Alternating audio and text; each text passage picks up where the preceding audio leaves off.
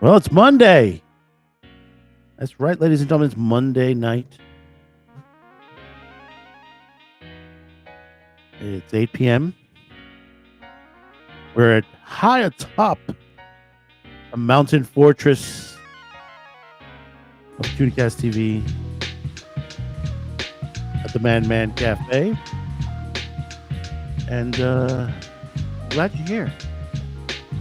Glad everybody's here.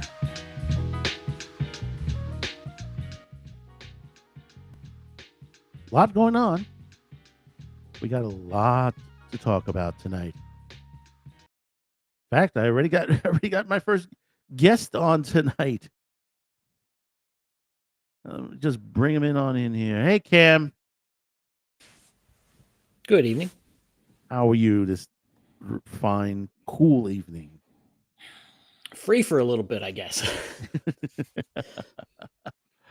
Oh, the insanity that's going on right now. You got that right. Oh, my God. I mean, I said we're high atop the mountain fortress. We are in the middle of the resistance here on Staten Island. And, there's a lot going on, with the Mandami situation, Zohan, or whatever the hell his name is. Sure. And this guy, I can't see how anybody voted for this guy. Nobody, looked at what he was planning. You got a guy who ran on a platform that 90% of what he promised is impossible to do. Yes. You have to laugh at that. Yeah, people are very susceptible to promises of handouts of any kind, even when they've never historically come true. Similar promises have never come true, but people keep hoping, I guess. Yeah. Well, the thing about it is now, as always, is we are the stepchild of Staten Island. I mean, of the all the boroughs. Let me fix this right. We don't have this right. Oops, nope, that's not it. That's it. Okay. Well, it looks that Staten Island's going to be trying to succeed again. And this is, this happened before. And of course, we got stabbed in the back by Sheldon Silver, the late Sheldon Silver. We don't have to worry about that this time around. But it's the people in Staten. You have to remember, most of Staten Island is conservative. There's only a small little portion of the Democrats that they're just right on the North Shore, which is not far from where I am. But still, even some of those, they end up voting Republican anyway, because Staten Island doesn't get the things everybody else gets. The other boroughs get. We're left out of pretty much every decision that they're on there. It's like, forget about Staten Island. Fuck them. Yeah, I don't know that much about New York. I mean, I've been there a few times, but it's from my perspective, not being from the area, it's like Staten Island is often not even mentioned. It's part of New York. It's kind of exactly. It's just like, oh, there's that other place that's part of New York. I mean, we're a nice place. I mean, Staten Island's a nice place. We got a lot of nice places here. We have a conservatory over here at Snug Harbor, very nice conservatory. It's beautiful during the spring and summer period when it blooms. Great music out of there, and we got a lot of festivals that hit the island. We have beaches. I mean, they're not the best beaches in the world. They need some work on there. If they pump money into there, they could rival Coney Island, Atlantic City. If they do it right. Mm-hmm. And we used to have a little amusement park here many years ago. Used to have like a little tiny amusement park, not too big, not Coney Island size or anything like that. but it was always full. That went away. They tried to bring it back and didn't work out. Hmm. We have a great mall, which is going through some new work. Excuse me. They're still making some restoration to it. It has a movie theater inside of it. Dave and Buster's is in there now. We have other shopping centers, little small ones, and some great supermarkets out here. Some indie supermarkets that are really good, Italian supermarkets, and Asian supermarkets. We have a galore out here. Hmm. Well, go ahead. The thing, I've been kind of following the stuff with Mondami, and the thing that I hope for when you have these whack jobs, and I'm unvarnished opinions here, of course, is that they're fakes, that they don't believe the nonsense they're selling, and then they kind of just fall into their own personal benefit, as opposed to being a true ideologue, that will ruin everyone. Because if you're just a grifter, it's like, yeah, you're robbing from people and you're doing things that aren't necessarily great, but you don't have a drive to destroy. So I'm hoping he's just a grifter, but I'm probably not. I'm probably not going to get my hope there. Well, they're mostly all these politicians that we've had. I mean, AOC, perfect example. AOC, her district, part of her district is Roosevelt Avenue, Queens, and I don't know if you've seen some of the videos where I talk about Roosevelt Avenue, but it's full of crime. It's full of prostitution. Open air prostitution. You have people selling goods that have been stolen from shoplifted out of stores that they pull up in vans, stuff like that. There's illegal food. And it takes away from the neighborhood. And this is a high volume neighborhood. This is not an outer borough neighborhood that just it has a good amount of people. There are not too many shops. Not people come and go. No, this is a place that is just literally, it can rival Manhattan at certain points of the year. When it comes to traffic, there's a lot of people there, and there's men. You got men, women, kids. They're traveling, families. They're traveling back and forth, and you got the prostitutes right there in the open, day and night, even in front of the police. And this is AOC's This is AOC's district. And you go ask the people in the neighborhood and says, have you seen her in the neighborhood? Nah, never been here. You go to her headquarters. They say, "Could we speak with AOC?" No, I'm sorry, she's in Washington. Do you know when she'll be back? I don't think she'll be back anytime soon. Yeah, election time, maybe.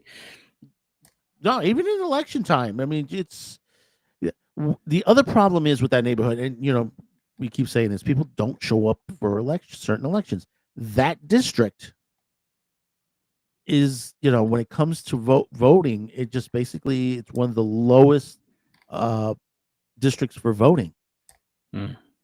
People. Oh yeah, I heard that it's basically if they would just turn out opposition, she'd lose. Oh yeah, she would, hands down. Yeah, hands down. If you get someone in there that is really strong, she will lose instantly. I mean, she's lied through her teeth. She's like, "Oh, I'm the Bronx girl. I was born in the Bronx." On that bullshit. You lived in the most richest neighborhood up in Westchester County near Yonkers. Yeah. I don't even think you were ever in the Bronx at a youth age. Yeah. I'm looking at a map here because I don't have it clear in my head, and Staten Island is friggin' huge. I thought it was way smaller, but it's big, man. Oh no, we're good. We're good size. We're good size. We're connected on multiple ends. One end we're connected to the Brooklyn. The other end we're connected in two sections to New Jersey. Right. Yeah, it's way bigger than Manhattan. Yeah, we got a bridge that goes into New Jersey, and then we have a highway that goes right into New Jersey on there. Yeah. Speaking of New Jersey, sure. Let me bring in Death Angel Shadows. What's going on? Is he there? Muted. Of course he's muted. He's the New Jersey of this show. Oh boy. But you were saying. I was gonna say when I was in New York a couple times, I don't think I visited. I don't recall visiting Staten Island, so I didn't get to enjoy your home territory. Yeah, no, it is. If you ever come back again, take a trip over. You'll find some great stuff. You'll find some good eats. Throughout the island. Shopping is fantastic. The boat trip from Manhattan into Staten Island, it's great. Mm-hmm. People take it. At one point, they've been putting money into trying to keep people onto the island. One major problem we had, and we still do somewhat with tourists, is that they'll take the ferry, take it to the other side. They see the Statue of Liberty. Hey, there's the Statue of Liberty. Click, click, click, click. Pictures, stuff like that. Oh, look at the water. It's all nice in there. They get to the island. What do? Get off the boat, make a U-turn, get back on the boat again, and go back to Manhattan. What was that you were saying? We were saying you're the New Jersey of this What's show. up, Jersey boy? Uh-huh. I've never been to New Jersey. Oh. Is that a good thing or a bad thing? I don't know. It depends. We were just talking about the Staten Island succeeding from New York. Good for them. That they're going to be putting paperwork down. Probably be like early January, if anything, if it does happen. Yeah. To that point. But well, I'm for self-determination, so generally speaking, I'm behind most secession efforts. Yeah. I mean, you already have. There's what was it? Which state they're succeeding from their state? Oregon. Well, like the eastern. Oh, Oregon. 3/4 of Oregon wants to go to Idaho. Yeah. Yeah. Yeah. Good for them. I hope they good for them. I hope they secede. Ha ha ha ha. Yeah. Yeah. You know how much tax dollars would come out of New York City if we succeeded? I mean, it just literally, they'll be like, holy shit, we just lost a shitload of cash. Well, I mean, the better for those free buses. That will never happen. They might be able to put a bus line in each borough, one. To make the entire MTA free will never happen. Because number one, it's a state entity. It's not a city entity. It's a state entity. In other words, it would have to be from the governor itself. Number one. Yeah. Number two, MTA is so deep in the red. They will not see the top of the black ever. Not in our lifetime. Perfect example, 2nd Avenue subway. Been on the construction for the last decade or so, and is going into the next stage. Do you know how long this has been in the works? No. 1930s. Oh, the subway? Yep. Yeah. 1930 was the first time they started to plan it. Well, wasn't it originally pneumatic? Yeah, but pneumatic. It was supposed to be pneumatic. That was then, because that was the 30s. Yeah. But the thing about it is, originally they had the plan that they were going to build the Second Avenue subway to alleviate some of the traffic of that time period, which wasn't that much traffic at that, but they expected for it to expand. And then nothing happened for decades. Right. Hit to about the 1970s, it reoccurs again. And they said, oh, yeah, we'll fund it. We'll do that. It sat there till about 15, 20 years ago. Yeah. And they started work on it. Now, we already got the first part of it done. Now we got the second half, which is like the back end of it, needs to be worked on. That's probably going to take another 20 years to that point. So it's like the MTA is literally behind on everything. Their signaling is antiquated. Their workshops or their repair stations are all antiquated. It is just completely insane.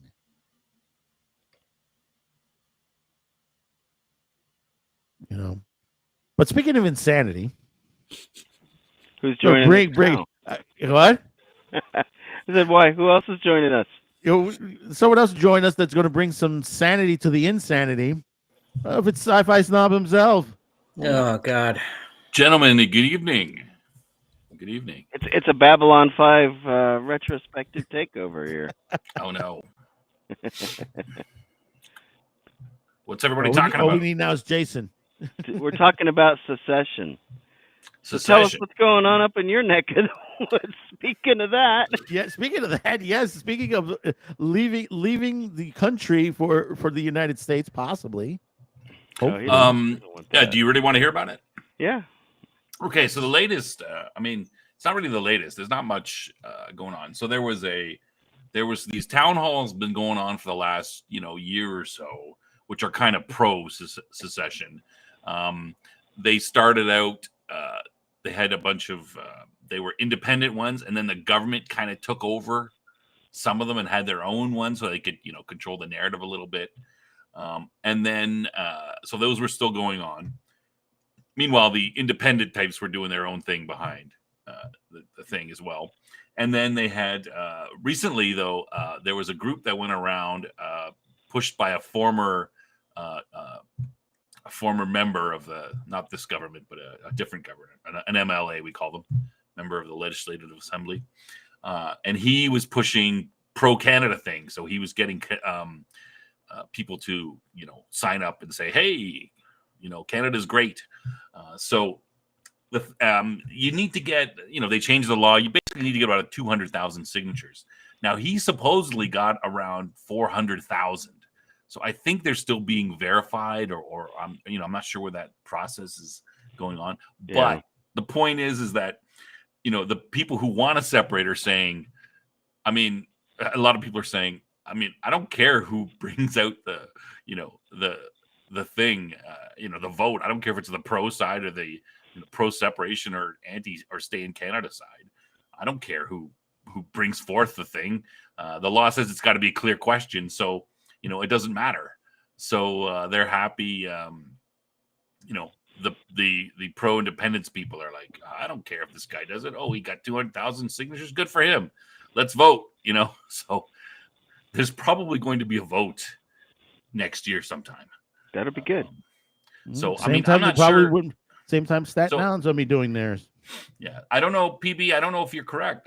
Is it about to become an independent nation? Maybe, maybe not. Who knows? There's a lot of people. People don't. Sometimes people are happy to get abused, and keep getting abused. You know what I mean? Stockholm syndrome. Yeah, that's. I prove that every Sunday night. That's true. So I don't know what's going to happen. I think we have a couple of quiet months where people are getting themselves sorted out, and then if they'll announce, hey, there's gonna be a vote, and it's gonna be, here's the question, there's gonna be a vote. The vote will be at this time, and then I assume we'll get just hammered from both sides with all kinds of media. Let me ask you. Is it just going to be a straight yes or no? Should Alberta secede from Canada? The law says it has to be a clear question. So the question on the pro-Canada guys, the side was, sign our thing. Do you want to remain in Canada?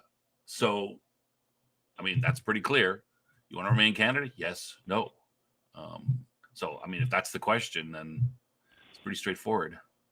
It's going to be one. Is it going to be one of these things where it's like, oh, this is a study, and even if they vote yes, it's like, oh, well, this has no force of action behind it. You mean like every Puerto Rico thing? Yeah, that is always a risk, like the Brexit thing, right? Mm-hmm. But the thing is that the thing you got to know about Alberta politics is, in the conservative side, it's, first of all, the conservatives are very, very strong, and overwhelmingly strong we've had, except for like a couple years ago where the NDP, the commies, won because everybody's pissed off at the Conservatives. The Conservatives had 30 years they ran the government. So there's a big grassroots. And if you remember, during COVID, we got rid of our premier, Jason Kennedy, because the grassroots were pissed off that he went all in on the COVID mandates and followed the tune of the federal government. And so they basically knifed him in the back and got rid of him. They had a vote saying they've lost faith in his leadership. He got booted out, and there was a leadership race, and that's why the present premier, Danielle Smith, she won that, and she became the premier, and then she's won an election since then. But there's no. I think Cam's right. That's a problem. That could be a problem. But Albertans have shown that they are, at least the ones in the Conservative Party, are more than happy to kick out the guy if they don't like him anymore, even if he's winning. So I think that if you're the premier and you get a vote to separate and you drag your feet and try to, I think you might find a knife in your back, right? So so be careful. But I just curious as if it's going to be, because if it's a straight yes or no thing, then you have a greater chance of succeeding. If it's should Canada secede from Canada, or should Alberta secede from Canada, or should Alberta secede and join the United States, or should Alberta remain a part of Canada? Yeah, I wouldn't do it. Then you split that vote. You know what I mean? I think it would be better to there's yes no or no, and then there's not going to be a vote to join the United States. That's not how it goes. You decide if you want to leave.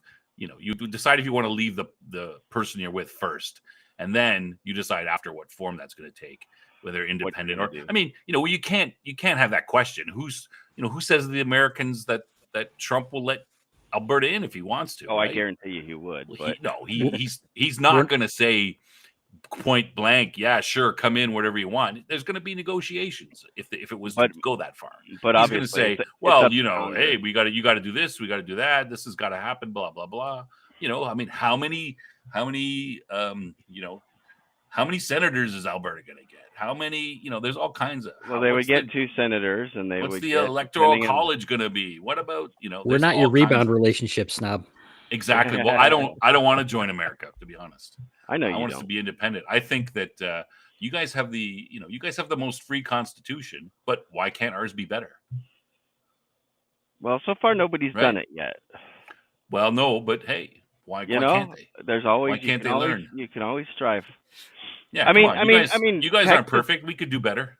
Texas was a republic before they joined the United States. So, what was it, like 12 years or something like that? I think it was. So I have if I were to, my problems with America is, you still got some, there's still some stuff going on. Like, you had all that whole, the cops were seizing everybody's assets. The cops could do that. I don't like that. That went on forever. I think your police are. I mean, I don't think ours are much better, but we don't have national police. Yeah. Your police need to be better. So it would be trained. Up to you guys what you did. Yeah, that's what I would want. I would want. I can't believe how poorly the police in America are trained, and ours are bad too. I mean, they don't even know that. A lot of them don't know their rights. It depends on where you're at. Yeah, it depends on where you're at, but you have to remember one thing is that the reason why some of some of the police departments in the United States have been poor is the last couple of decades. They used to be excellent, way back when. But the thing about it is that when we got into the 1980s and we hit the Mariana boat lift, which was similar to what's going on now, people crossing the border. We had the same thing in the 1980s. Crime went through the roof back then, and they didn't have enough police to handle it, and so they had to lower their recommendations for police officers.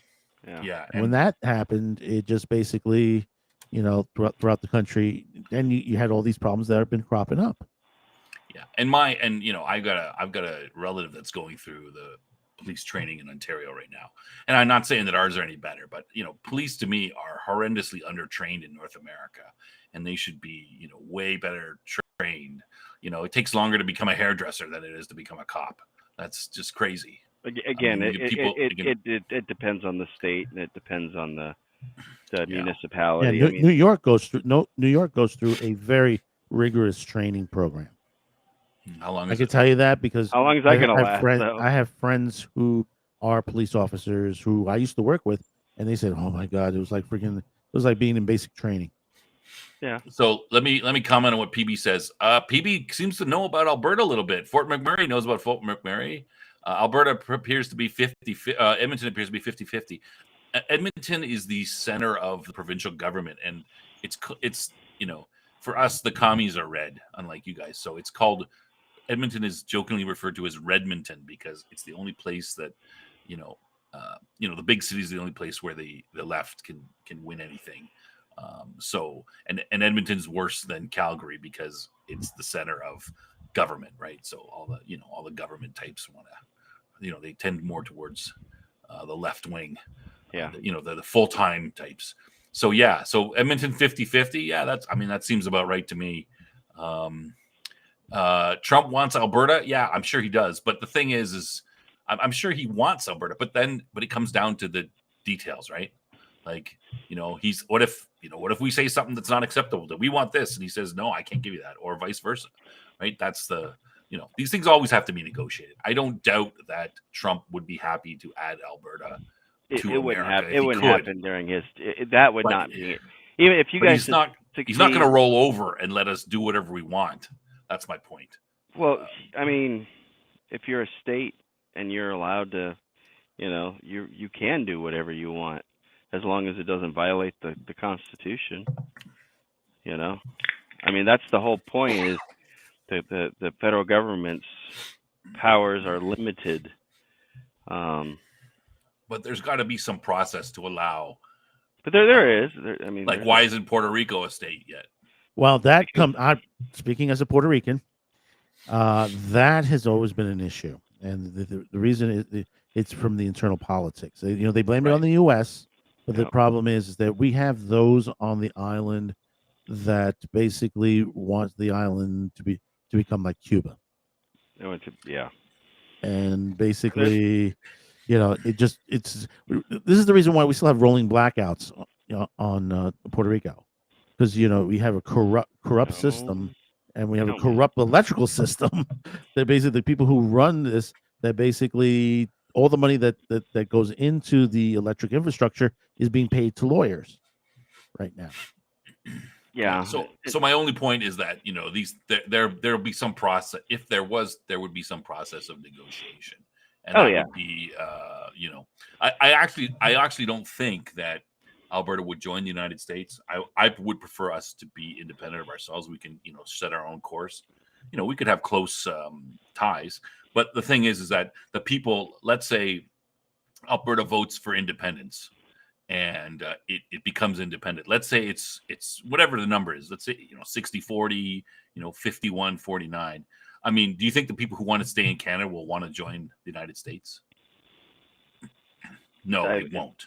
So there, you've got a block of people right there who would vote against Alberta independence, who are not going to want to join America. And then you're going to have all the people who voted for separation. Some of them are going to want to join the states. Some of them are not. Right, but that's for you guys to decide later on. Oh, for sure. But that would be a hard sell, I think. Alberta has a clear path to statehood. Yeah, I think so. I would say, hey, let's try it on our own. The worst we could do is, copy the American Constitution, right? There you go. There's our new Constitution. Copy it. Well, that's what. But I would make some changes. A lot of states did that, but I would make some changes and enshrine some things even more in there that would make us I would want to make us the freest state, freest country in the world. Well, I don't think you can really. I'm sorry. You can't copy the U.S. Constitution because you don't have states. If you're basically one territory, and of course you could have counties or whatever things, but it's really designed to be a federal system. So I mean, you can model it off of it in terms of principles and such, but it's you couldn't do a direct lift. I mean, enshrining the things like the First Amendment, the Second Amendment, those things within a document. I don't necessarily mean adopting the exact same format. And you wouldn't need to. You wouldn't. Alberta's not big enough to need to. You don't need to break it down into. Alberta's basically your version of a state anyway itself. Right. But we have less control over certain things than your states do, because you guys is a very your system is very decentralized, and ours is kind of middle of the road centralization. Well, ours is actually far more centralized than it should be. Yeah. It should have more power. But within the world, your system is a decentralized federal system. Yeah, right. Yeah. Right? Ours is a middle, ours is a confederation, and then you've got something like the UK, which is a much more centralized system, right? The UK doesn't really have well, they don't really have provinces or states or smaller entities. They got the federal government, and then they got municipalities. And they don't have very little control over. Like in our system, we have a state in America can bring out its own army. Alberta cannot raise its own army. That would be illegal. The federal government has that power, but Alberta does have power, and the provinces in Canada have power over the primary things they do are healthcare and education. So those are pretty big files, but they don't have the right to self-defense in the sense to raise its own army. That's the federal government has that. But you have somewhere like the UK, which is even it's a national health service, and it's those things are run by at the federal level. Yeah, it's the thing that I think a lot of foreigners don't realize is that the United States is like 50 countries that are all tied together under a federal constitution. Every state that is a state started off as its own little country. I mean, some of the states are bigger than a lot of countries. Yeah, they're independent political entities. Yeah. So for sure. I know there's one country out there that would like to be more closer to the United States lately. If you've seen what's been going on over the weekend. I'm sorry. Before you move on, Madman, I just want to sort of sum up here. Pete's talking here. There's just there's all kinds of you could be independent. You could become an independent state, but we could have very close ties. We could adopt the U.S. Dollar, for example, to keep our economy in a better shape. Right. There's all kinds of things you could do that you won't even need America's permission.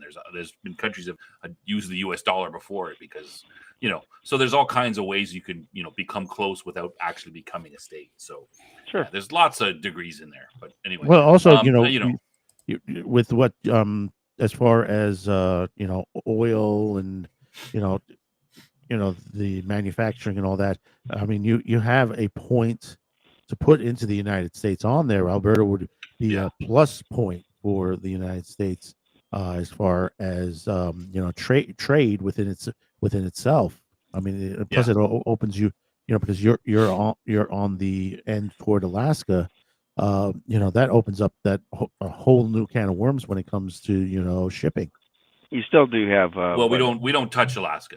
Yeah, no, you don't touch Alaska, but you have more to a point that moving between Alberta and Alaska will be much more easier to do, and basically, getting into the shipping lanes, because you got the back end of Canada right now that's all open, and that's what the big problem is with Russia and China. That they're using that way across to Europe. I think there's really no downside for America. Like there's the only thing you would the President Trump would be worried about would be like, oh, is there going to be a war? Do I have to send in the U.S. Marines to protect Alberta? But it's not going to. We're already obligated to do that, though. It's not going to come to that. Alberta wants to sell its oil. We would rather sell it. We would rather, the reason we want pipelines to the east and the west is so that we aren't forced to sell it to America only, because you guys will, say, hey, you guys don't give us as much money as we could get for it, because you're like, hey, who else are you going to sell it to? And we're like, okay, well, I guess you're right. We got to sell it to you at a reduced cost. So that's one of the reasons we want to open up so we can sell it all over the world instead of just through America. Also, a lot of it comes down and it's not processed, and they process it in Texas, and you guys process, you take the cheaper stuff, process it, and then sell it out for more money. I mean, it's a great deal for you. We have the third largest reserves in the world. Trudeau and Carney have strangled the industry. Yeah, it's for sure. There was Carney just announced last week a whole bunch of new, big infrastructure projects for the country. And they're all everywhere else, right? Nothing for Alberta. Yeah. Nothing for Alberta, nothing for Manitoba. Everybody else got something, but Alberta and Manitoba didn't get anything. Yeah, how is Manitoba? I don't think Manitoba wanted anything so much. I don't know. But, we have a big, that's our biggest thing is, hey, we want to get a pipeline so we can sell oil. And he just ignored us. I mean, he's spitting in our face. If Alberta did leave, do you think Manitoba would follow shortly after? Well, there's Saskatchewan in between Manitoba and no, what about Saskatchewan? Alberta. I mean, I don't know how. So there's been a couple of things. I think Alberta should push it on its own. It's the strongest economically, and I mean, the problem with it. I mean, Saskatchewan's pretty conservative. I would personally bring them along. Manitoba there's some commies there. They're split. But most of the talk has been Alberta, and then maybe Saskatchewan would go, hey, we want to join up with you, and then certain parts of west, parts. Just Saskatchewan's to the east, and then there's certain parts of BC to the west. Right. That's what I'm saying. Very conservative. Other than the Vancouver, Victoria area, that's full of commies, but the northern parts of, BC is all, it's all forests, and they might be able to be pulled over, but it would be a lot harder to pull half of a province. Well, it's kind of like the what's going on with the Western Idaho type thing, where they're part of a state. So because they're part of a state, what are you going to do? Yeah, that's the tough part. PB, I think PB works in the oil industry. It used to. You know a lot about what's going on, how it works. So I'm surprised, but Saskatchewan has crude oil. There used to be this map, and there was I don't know if it's so much anymore, but there was this map of you'd look at Alberta and Saskatchewan and look at all the oil wells are, and then right at the border there'd be a ton of oil wells on the Alberta side and none on the Saskatchewan side, and people would go, you think the oil knows where the border is and it just stays on the Alberta side? No, it doesn't. No, it's in the ground all over Saskatchewan too. They just don't, they had a government that wouldn't, allow people to dig it out. So the Saskatchewan government has become more conservative in the last 30 years. The conservative have done better. Used to be fairly left wing. Well, I mean, I'm surprised there aren't any refineries of to speak about up in like North Dakota or South Dakota, those areas. No, the reason is you need to put them near a port. Yeah, because it's safer to ship. You could do it there, but you still have to ship it. You still have to ship it. Yeah. And that's what we do. We ship our stuff to Texas mainly. Yeah. That's why Keystone was very important to build. Yeah, because basically it flows right into Texas, and then they process it and hit the spigot onto the ship, and away you go. That's it. Exactly. You get everything done at one shot on there. Oh my God. Saskatchewan is even in some ways is in a better situation than Alberta. They've got so much uranium in Saskatchewan. They got these uranium mines. They could mine they are mining uranium, but they could. I always said we should put up a giant nuclear plant up in Great Slave Lake up in the north, and we should put run a bunch of power lines so we could power a significant portion of the country. Yeah. Just throw up a bunch of uranium plants there. There's a big water, the lake is really big. Use the water from the lake, buy the uranium from Saskatchewan, sell the power to everybody. Yeah. Where'd you do Yeah. it? PB, 70% of Canada's Excellent. economy up to 2014. Yeah. I mean, that's pretty much. Oh my God. I can't believe I forgot this. Alberta is doing economically better than any province in Canada. I mean, we have, any government workers, they get paid the most here. Everybody, teachers, doctors, nurses, they get paid more than in other provinces because, we have to pay them. We can afford to pay them more, and we have to keep, they want to come here because of it. And for those of you watching, don't forget to hit that like, share, and subscribe. For those of you who are watching over on Rumble and X as well, we have people watching over there as well. Welcome aboard. PB knows more about Canada than Canada natural resources than most Canadians. Most Canadians, yeah.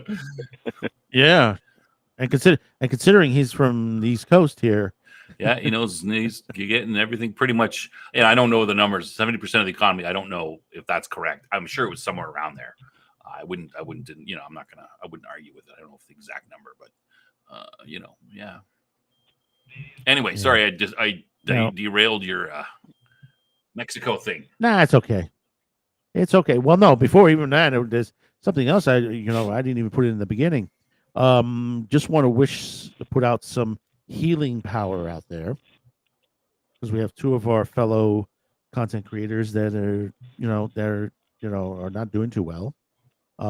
Coach Casino was just in the emergency room. He just got back out. I think he's going to take the rest of the week off. Something I haven't gotten all the details on what happened. I didn't get a chance to watch the 6-minute daily. I think he did something on that.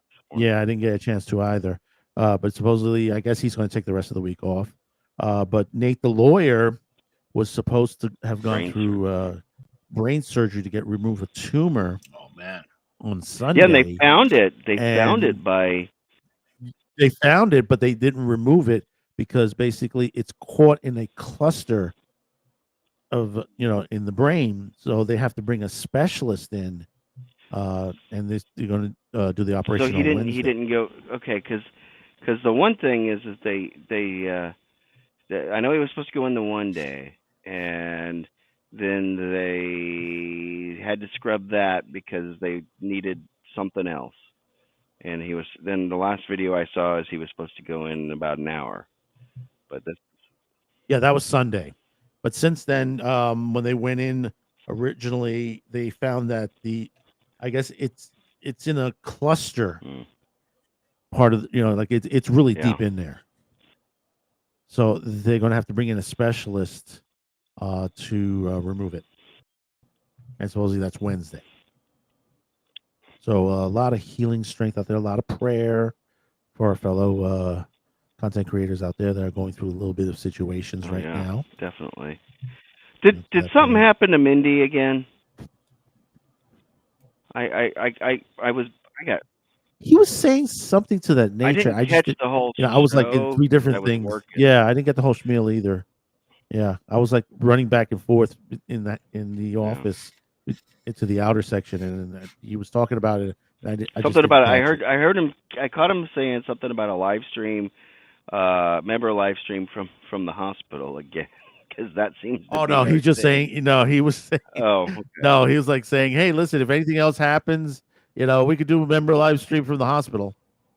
Okay. I should have asked him, and I was just like, man, that poor girl. No, he still might show up tonight, so we'll ask him if he comes in. Yeah. Well, hopefully she's recovering. I mean, I know she's gone through her trials and tribulations for sure. Oh, absolutely. Absolutely. But meanwhile, moving on, see what's going on in Mexico. It's great.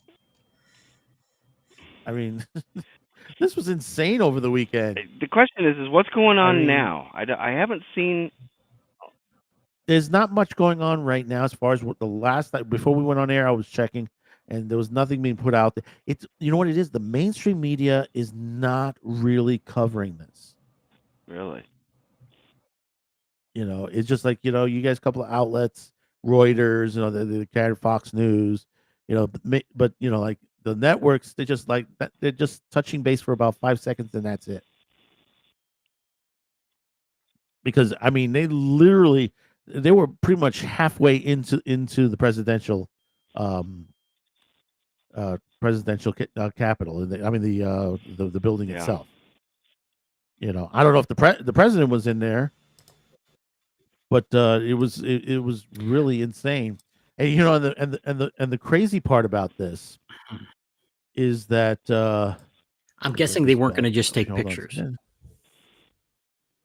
No, no, they weren't, because it just literally and the thing about it is, of all the things to blame, where did I lose it? I just lost it. Because they're putting a blame on. Oh, here we go. Yep, there we go.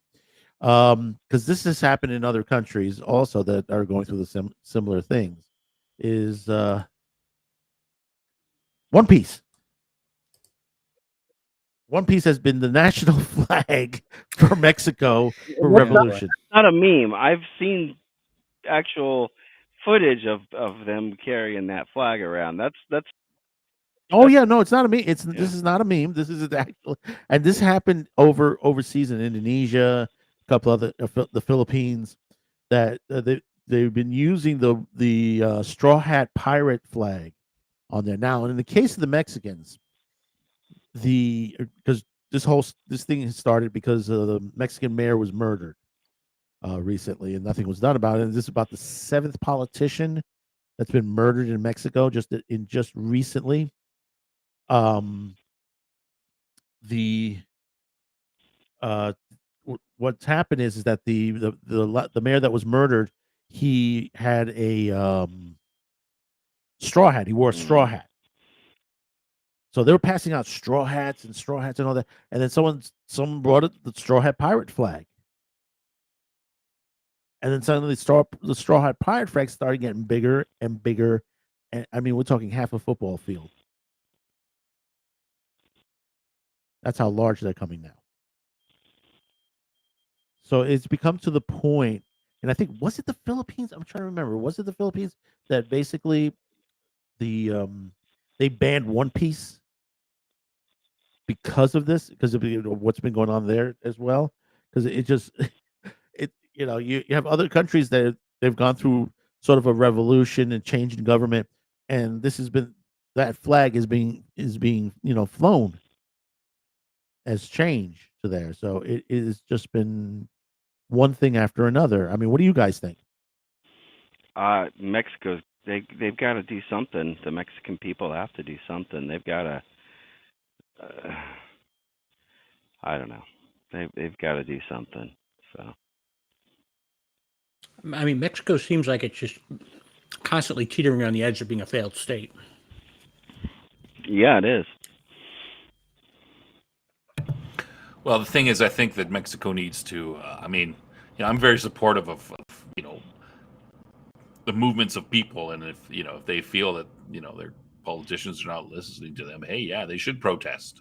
They should take these steps, to protest their government, and the government should take notice. Otherwise, bad things can happen. I mean, this is how governments get overthrown. This is how come the French are on their 5th republic or something, right? Yeah, the other half of this is that basically, supposedly, the current president, is a puppet of the narco cartels. No, narco terrorists, narco cartel, same thing. Same thing. But yeah, that's what's been going on over there. I mean, the thing is, and I'm surprised on this, is that she's Jewish, which nothing wrong with being Jewish, but she's like Mexican Jewish, and she's not a Catholic, and that's a rarity in Mexico. You know, a lot of Mexicans are Catholic. I mean, it's the same thing like Puerto Rico and most of the Spanish speaking countries. You know, most of them, you know, they're Catholic. Yeah. It's like almost a sin. You know, you're not Catholic. You know, and then you get a president that, you know, how she got voted in, that she's Jewish and not Catholic. You know, is by all means, you know, something doesn't smell right on that election. Well, I don't know. I wouldn't go that far to say that unless I saw some evidence of that. Just because she's. Well, you got to remember this is Mexico. Yeah, I understand, but I don't. To me, and where politicians have been shot at, killed, disappeared, you know, and this is not something that's like, oh, it just happened this year. This has been happening for years. I mean, you know, there's no doubt that Mexico is not as you know, uncorrupt as you would like, for sure. But I just hadn't heard anything that the last election was you know, that there was any shenanigans going on, and that there was, you know, large you know, people saying that it wasn't free and fair and that sort of thing. So you know, I'm just cautious to say you know, that. But I don't. Well, you know, like I said, this is where the point where, you know, now you have the what is it? We're getting a reenactment of the Alamo going on over there. I mean, how much longer before? I mean, and this is not just, you know, Mexico City. It's happening in all the other provinces. So that's good. So I mean, I thought that Mexico had made some strides towards, you know, getting rid of the cartels and that sort of. Well, they had, but they're all really on the. It's all. But no, that's failed. It's gone back. It's just well, it's not that it's gone back. You know that how's it go? Point. If you watch Game of Thrones, if you remember when Daenerys took over the port, and there was a part where the guy says, "Well, we're gonna have to kill two of you. We're gonna have to kill one of you." You know, it's to the point to make a point that you know, you're not going to go against us, and then, you know, they come up and they kill the other two guys, but, you know, and was it look, I can't even remember his name, comes up and he says, "Remember when Daenerys Starborn has come to Marine to take, you know, on there, and remember when she brought her dragons and stuff like that." And that's what this is. It's like the narco terrorists over here. They don't mind to get rid of one of their competition just to keep going and make it look like, hey, look, we're cleaning up Mexico.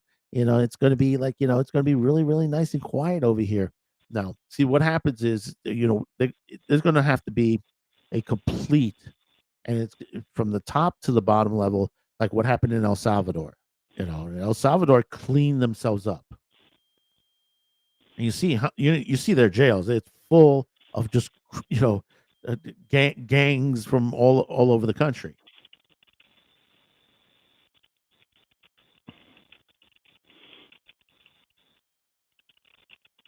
But that's what's needed there. You know, it's the Mexicans need clean.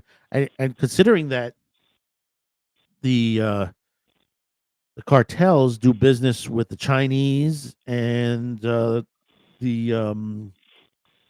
with some of the Muslim countries, as far as for the drug trafficking. Hey, Snob, have you scheduled the Thanksgiving Eve episode yet, or is it? I don't think so yet. Not yet. Okay, all right. I got trying to hook somebody into joining us on there for a drop in. You know, that's gonna be a fun one. He just made it through the pilot and the first 7 episodes. So you know, I said, well, you got a little bit of time to catch up. Yeah, I was gonna say better get to it. Yeah. Well, for the drop in episode, you know, you can call in and discuss anything, right? So, you know, whatever you've seen, what do you think so far at this point? Find out what episodes they've seen, and you know. But looking forward to it. Well, And let's so move away. I Let's guess move away what from these PB's politics. talking about, I guess things are not like I thought things were getting better in Mexico recently over the last 10 years, but you're saying that maybe they got a little better, but they haven't turned a corner. I Who guess was that's it? what they got. Vincente Fox that tried to. Oh yeah, there's a lot of areas that the government has no control over. Yeah, no, Yeah. it's a. They need to go in there like El Salvador. It's just basically what El Salvador did. Yeah.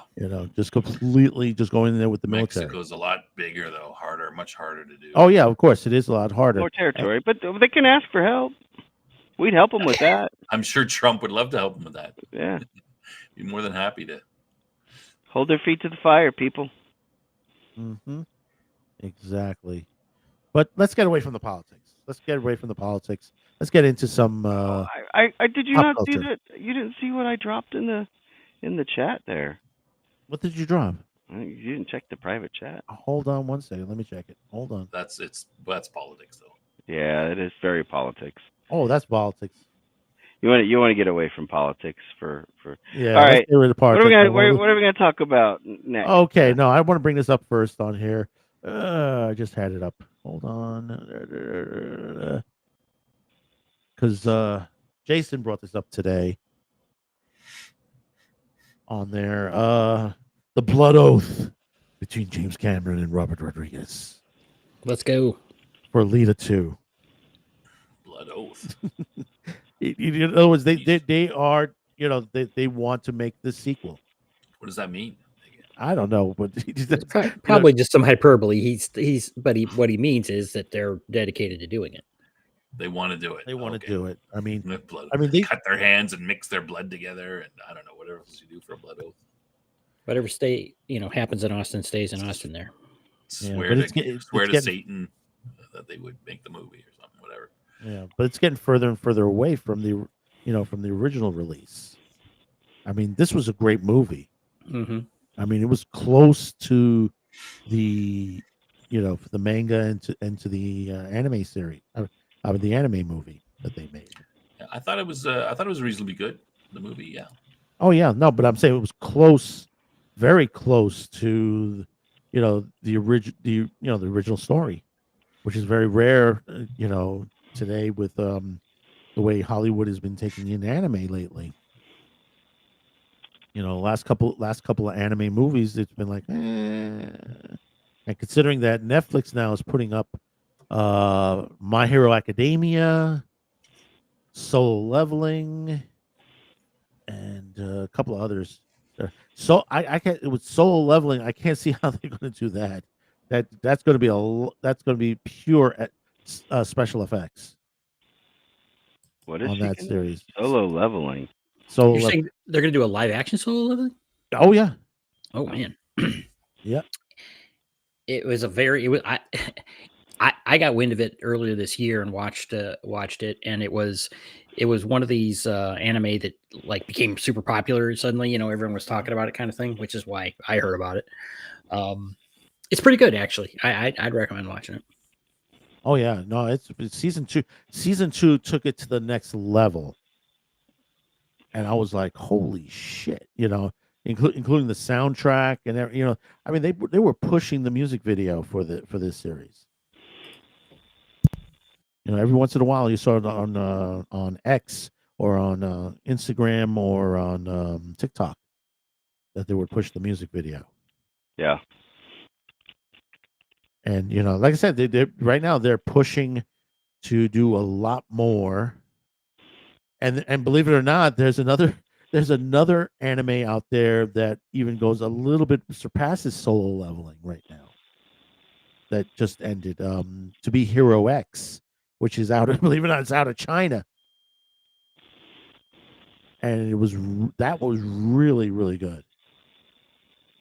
That you had an anime here that was about superheroes, that the concept was their powers came from social media, from the popularity that they are.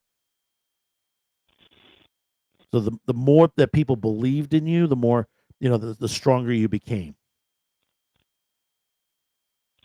So everything was like all social media driven, where it was because the belief in people or the fear to the point. You know, they had to fight fear, and there were all these different characters, and there were different animation levels Yeah. to it. Like Hero X, the main hero of this story, he had the ability to bend and twist reality. So every time he bended and twisted reality, basically the animation changed completely. You know, at points it becomes 2D animation. It goes from 3D animation to 2D animation. And it was, you know, and it was and that one was popular. See, right now I'm way behind on the anime right now. And with all the stories that are coming out now, this coming out, the Alita 2, and then the success of Demon Slayer right now, they did about 53 million in the box office overseas in China. So it brings it up to like well over 740, around 730, 740 million right now. And that did better than the box office this weekend. Then Running Man, now you see me, now you don't. Was it 3 or 4, whatever the freak it is now at that? I mean, it did better than the Running Man itself as far as the box office. But you know, this is what happens in Hollywood. What do you say, fellas? Yeah. I don't know. Well, it seems like the whole anime and manga thing is continuing on, or maybe it's it's just pushing into the movie zone more from the manga, or is that maintaining? I haven't heard much about the manga market. It was dominating a while back. I don't know if it's leveled off or still going. No, the manga itself is still doing excellent. I mean, it's still beating the shit out of comic books. Mm-hmm. You know, you walk into a Barnes and Noble, you know, you got 3-4 aisles full of manga. I'm pretty skeptical about Hollywood doing any anime, manga stuff, but I have to admit, Alita was done pretty well. I would be, I'd still be cautious about anything because Hollywood has a Well, propensity to screw anything up. But I'm willing to see more. I'm willing to check out Alita 2 if it ever comes out, considering what they did in the first one. I haven't seen the first one. Well, there's a Japanese company called Kanasha, and they're moving into the U.S. to work with Hollywood to do live action for manga and anime. They're moving in. J Kids is expanding, which J Kids just got bought out by Toho Studios. Yeah. On there, so they're sort of like taking over some of the stuff that Crunchyroll was doing as far as like releases and stuff like that. Direct to video release or direct to theater release. J Kids is anything that's coming out from Toho is going straight through J Kids, whether it's an anime, live action, like the new Shin Godzilla that just came out on 4K recently. That came through J Kids, and J Kids did a lot better remastering it than Crunchyroll. I don't doubt that. I'm not sure if I like the looks of Alita. I know, but well, it was a good story. I mean, they, like I said, they did very well for itself. The author, the creator, was on set, and he said, "You guys nailed it." I'm not saying that it wasn't true to whatever. I don't know if I like the way she looked. I guess Well, have you ever seen the anime? No. I don't watch anime. I'm not an anime junkie. Well, no. This is like it's a nothing, short movie. Nothing against those people who are, but I never got my extent of anime goes back to Voltron and Speed Racer. Yeah, the look that they had for the live action was pretty darn close to the anime. That's what the anime looks like on there. So if you ever get a chance, it's like I think you could see it on YouTube. for free. It's like 58 minutes long. It's like an hour. Yeah. It's an hour movie. You know, it's a very short, very short. It's one of those mini OVAs that they've made for many years. You know, when it comes to it. But speaking of animation, and let's talk a little Western animation, but actually to live action also. Um, you know, we're getting a Clayface movie soon. Really. hmm Hang on, I just had the article. Oh my god, I just lost the article. Where are we? Oh, it's on there. Okay.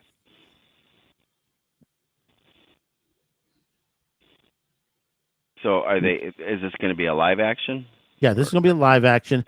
Sort of like production now, and I'm trying to find it, and I can't find it now. Oh, here we go. Share that out. Oh, there's a Wikipedia page for it. I guess I should see if there's a Wikipedia page for it. Well, the person who's doing who is behind is Mike Flanagan.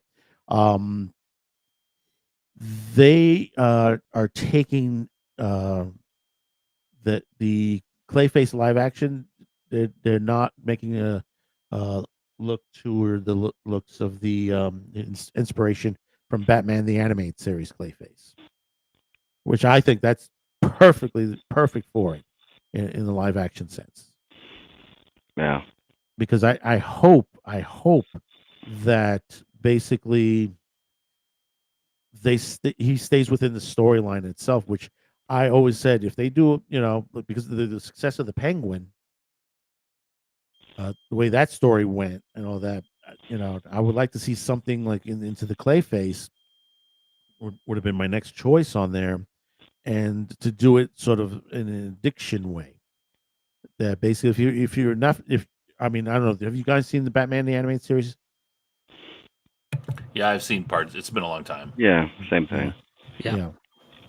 Well, you know, with the Clayface character, you know, he was, you know, Matt Hagen, basically that he was an actor, and he was in an accident that disfigured him, and basically he was given a cream that would fix his face up, but it also had a side effect to it that he was able to manipulate it and change it and stuff like that, and he became addicted to the cream to the point that eventually down the line he had an overdose of it and he became Clayface.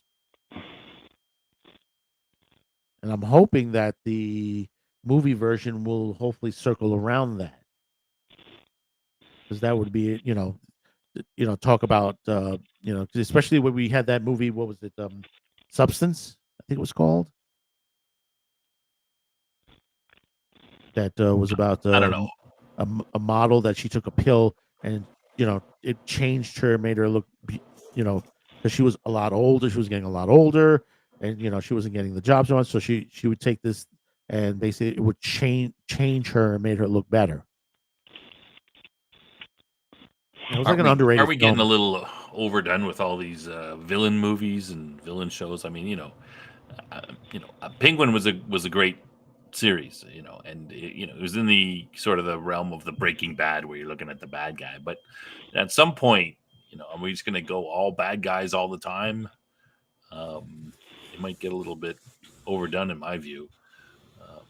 Well, most stories are driven by the bad guy. Remember that. It's even in a Batman story, even though Batman is the main character on there, but the story in itself, it's the villain. Right, but now the only thing we're getting is the Joker, Clayface, the Penguin. It's all focused on them and their story. It's basically Breaking Bad with it's that kind of style. Clayface is kind of a tragic character, if it's the version that I'm thinking about. Kind of like Two-Face was too, right? Yes. Well, yeah, right. He was a good guy driven crazy, transformed into a good and bad guy, depending on what he's doing at the moment. Two-Face is a really interesting character as far as I'm concerned. I'll agree with. I don't like the Joker at all. I think the Joker is the most overused villain in the world. I agree with that. And he should be put on the shelf for a long time. Two-Face is put him on ice. Yeah, there you go.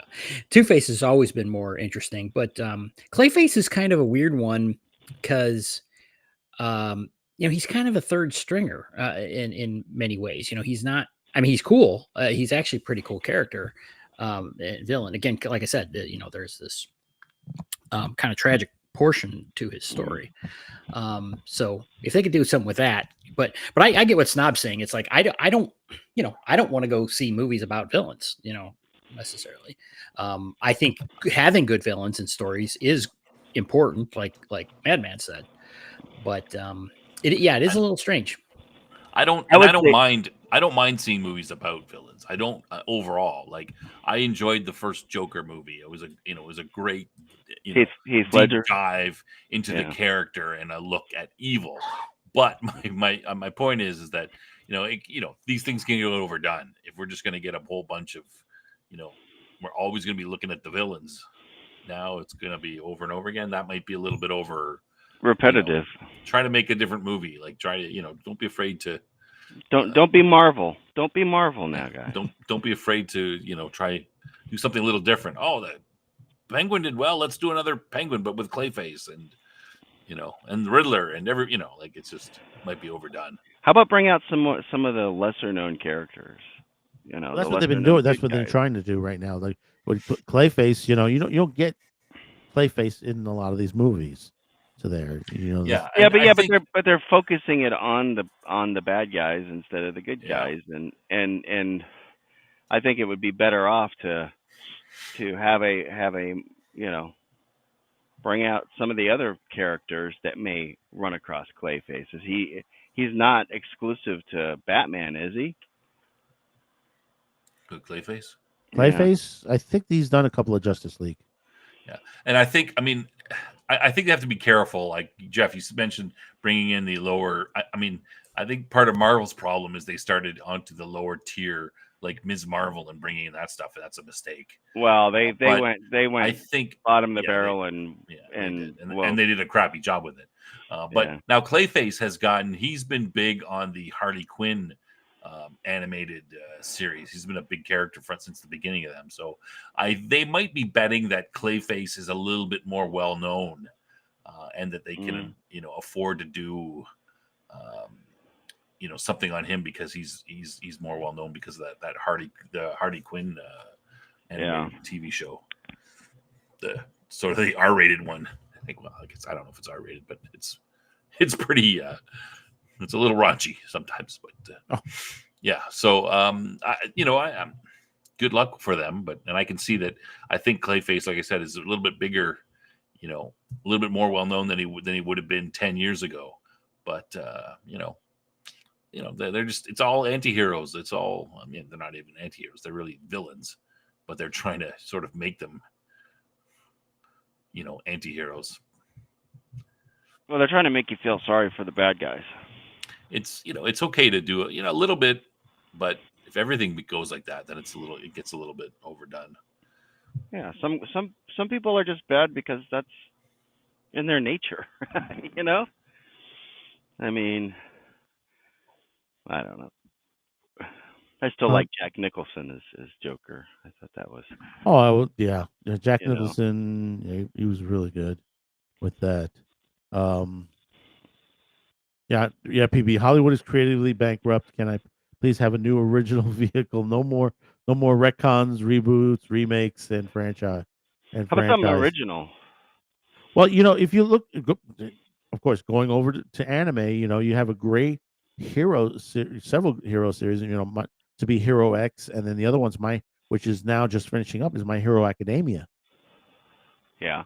Which is really good. I mean, the superheroes and villains, they're just, they're well developed. Yeah. I don't think Hollywood is as bad. I mean, I think Disney's the worst. Oh yeah. They're doing is taking all their animated shows and making them live action. I mean, it's brutal. Now, they're taking good animated movies and remaking them for some reason. I'm not sure why anyone would want to watch them. They can only make them worse. Yeah, the Moana trailer came out just today. Yeah, Moana. That's the one I'm thinking of. It's just like, why? What was wrong with the movie originally? if you want to remake a movie, pick something that has a great storyline that you screwed the movie up somehow. Maybe you didn't have a big enough budget. Maybe there was too many cooks in the kitchen or whatever, and then remake that and make it good. No point in taking something that's good already and trying to remake it. Inevitably you're gonna just, you're probably gonna screw it up. Well, the thing is that Disney has a big miss opportunity. I mean, right now, it's not major dollars, but you have a lot of movies that are getting re-released in the theaters. Old, Back to the Future, Jurassic Park. All these on there. I mean, we just passed the Fantasia anniversary without them saying anything. That's insane. The fact that they are re-releasing old movies in like movie theaters, like to see again on the big screen, that tells you something about how creatively bankrupt they are. Yeah. They have nothing in the pipe that they think will be as good as a movie that they made 30 years ago or something. Well, And that's I'm not, I think it's a good idea in some sense. Like, perhaps, there's a new group of people who want to see Star Wars in the theaters with the, THX and the whole 9 yards and all that. Sure, that's fine. But if they keep doing it, then it says something about the fact that they don't think they have a movie that can do, a 30-year-old movie that everybody owns on DVD and Blu-ray or is going to do better than something else I put out there. Like that says something about them, how confident they are in what they're making. Well, here in New York, we've because we have all these art house theaters, we've been doing it for years. I mean, we've had midnight showings, like Rocky Horror, for example. Midnight showings of Rocky Horror, The Harder They Come, a couple other films onto there, and then you have other classic films that are playing. I mean, there's was it the IFC Theater that does a lot of classics on there. The Second Avenue Theater here in New York on it's like Second Avenue at about 12th Street. They were just playing Alien the other day. And then, basically people were lining up to go see Alien in the theater. I mean, it's not uncommon in New York for well, we have that too. We have a theater that would do that as well. They would show all older stuff. They would do Rocky Horror. They do all kinds of different things, and people would go, "Hey!" And their biggest problem is marketing. Then people know what they're up to. But yeah, I mean, they've done that. But that's different. Between the one, Edmonton's 1 million people. We've got one or two of these places that do that, and then you've got God knows how many other theaters showing new stuff. If you think that I mean, these guys aren't making big money anyway. I mean, they're probably barely surviving, and now the big guys are going that way. Well, that to me, that says something about the quality of the product that's coming out. Yeah, it varies on the quality to itself. I mean, there are some stuff from overseas that are very good, and it gets pushed here in New York very heavily. We have the Angelica Theater in Houston Street that I've seen a lot of great films in there from all over the world, and some from the U.S. From what was it? I'm trying to remember that Western. There was a Western out of Australia that was really good. It was about the end of the prison, Australia being a prison and being turned into a place where people can move to live in, and basically they had to send people in to take out the criminal element. And it's sort of like the American West version, but in Australia. I think that's really. I mean, that's a great idea. It's really cool that people are doing that.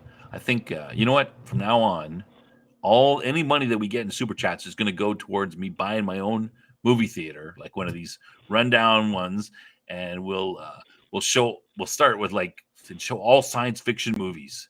Starting with something like the Forbin Project or something, and then we'll invite Cam up, and at the end of the movie, him and I will argue on whether it's science fiction or not. Afterwards, people can stay or leave if they want. We'll maybe give out cheap booze or something to make it a little more encourage the audience to yell.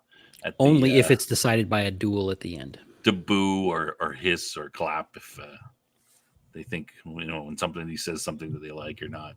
Mm-hmm. Duel Now, towels at 10 paces. PB, Disney hates its own legacy, but all of the big studios hate their own legacy. Was it Disney is just the worst of the bad group as a whole? Was that PB also says super chat dollars has to go to the free camp fund? Tools for Thank you. Cam. Thank you.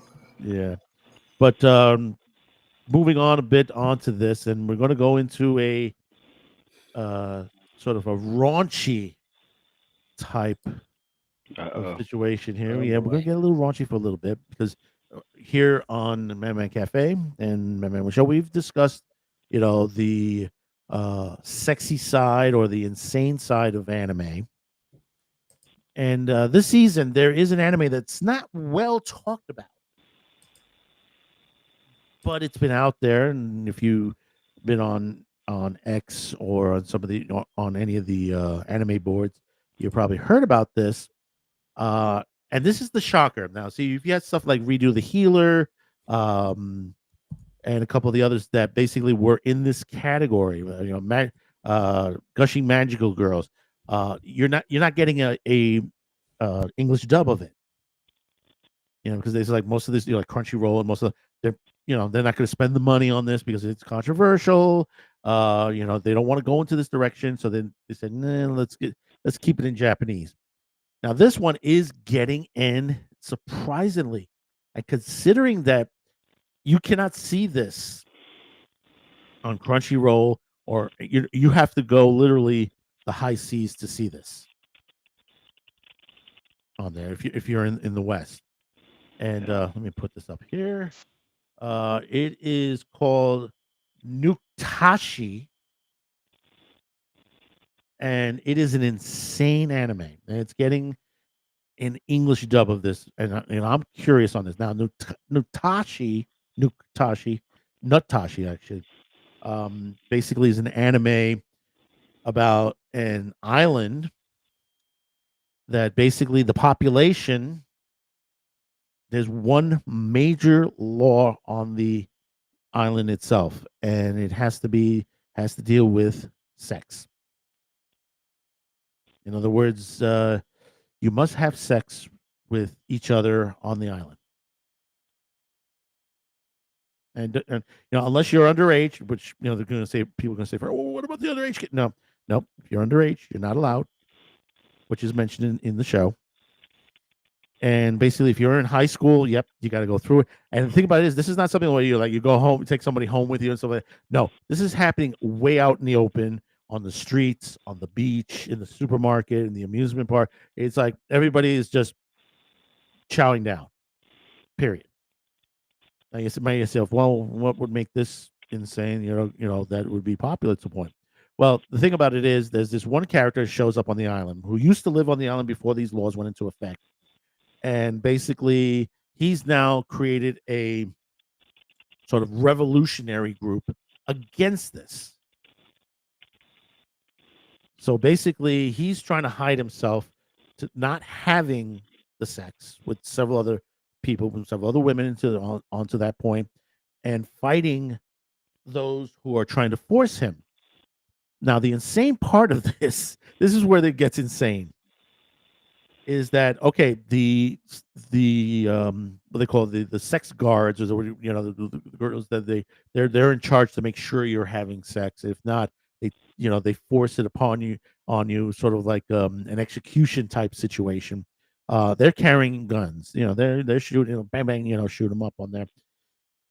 The revolutionaries they're using sex toys as bouncing Betty weapons and unusual type of weaponry that just like they have one where there was like they put landmines in where dildos come shooting straight out of the ground, and you know what happens to the girls, and it's just totally insane. It's batshit insane. I've gone through about 4 or 5 episodes of this. People like that stuff. No, it's just that it's the comedic value of it, because it's just like the Japanese are bizarre, man. This is crazy. They are. What the hell? I thought the anime from the 80s was weird. Yeah, me too. Like, this is like, wow.